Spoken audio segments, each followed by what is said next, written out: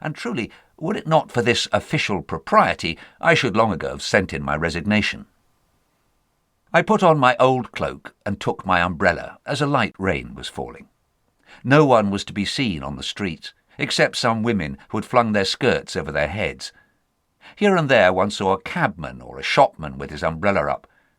Of the higher classes, one only saw an official here and there. One I saw at the street crossing, and thought to myself, "Ah, my friend, you're not going to the office, but after that young lady who walks in front of you. You are just like the officers who run after every petticoat they see." As I was thus following the train of my thoughts, I saw a carriage stop before a shop just as I was passing it. I recognized it at once. It was our director's carriage. "He has nothing to do in this shop," I said to myself. "It must be his daughter." I pressed myself close against the wall. A lackey opened the carriage door, and as I had expected, she fluttered like a bird out of it. How proudly she looked right and left! How she drew her eyebrows together and shot lightnings from her eyes! Good heavens, I am lost, hopelessly lost. But why must she come out in such abominable weather? And yet they say women are so mad on their finery. She didn't recognize me. I had wrapped myself as closely as possible in my cloak. It was dirty and old-fashioned, and I would not have liked to have been seen by her wearing it. Now they wear cloaks with long collars, but mine has only a short double collar, and the cloth is of inferior quality. Her little dog could not get into the shop and remained outside. I know this dog. Its name is Meggie. Before I had been standing there a minute, I heard a voice call, "Good day, Meggie." Who the deuce was that? I looked round and saw two ladies hurrying by under an umbrella, one old, the other fairly young. They had already passed me when I heard the same voice say again, "For shame, Meggie." What was that? I saw Meggie sniffing at a dog which ran behind the ladies. The deuce, I thought to myself, I'm not drunk? That happens pretty seldom.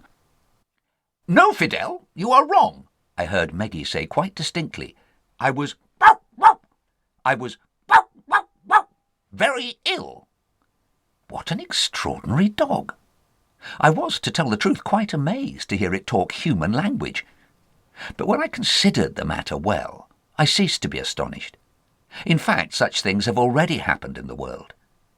It is said that in England a fish put its head out of water and said a word or two in such an extraordinary language that learned men have been puzzling over them for 3 years, and have not succeeded in interpreting them yet. I also read in the paper of 2 cows who entered a shop and asked for a pound of tea. Meanwhile, what Meggie went on to say seemed to me still more remarkable. She added, "I wrote to you lately, Fidel. Perhaps Polkan did not bring you the letter." Now, I am willing to forfeit a whole month's salary if I ever heard of dogs writing before. This has certainly astonished me. For some little time past, I hear and see things which no other man has heard and seen. I will, I thought, follow that dog in order to get to the bottom of the matter. Accordingly, I opened my umbrella and went after the 2 ladies. They went down Bean Street, turned through Citizen Street and Carpenter Street, and finally halted on the Cuckoo Bridge before a large house. I know this house. It is Sverkoff's. What a monster he is! What sort of people live there? How many cooks? How many bagmen? There are brother officials of mine also there, packed on each other like herrings. And I have a friend there, a fine player on the cornet.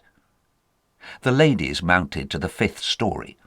Very good, thought I. I will make a note of the number in order to follow up the matter at the first opportunity. October the 4th. Today is Wednesday, and I was, as usual, in the office. I came early on purpose, sat down, and mended all the pens.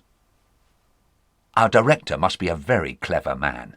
The whole room is full of bookcases. I read the titles of some of the books. They were very learned, beyond the comprehension of people of my class, and all in French and German. I look at his face. See how much dignity there is in his eyes. I never hear a single superfluous word from his mouth, except that when he hands over the documents, he asks, "What sort of weather is it?" No, he is not a man of our class. He is a real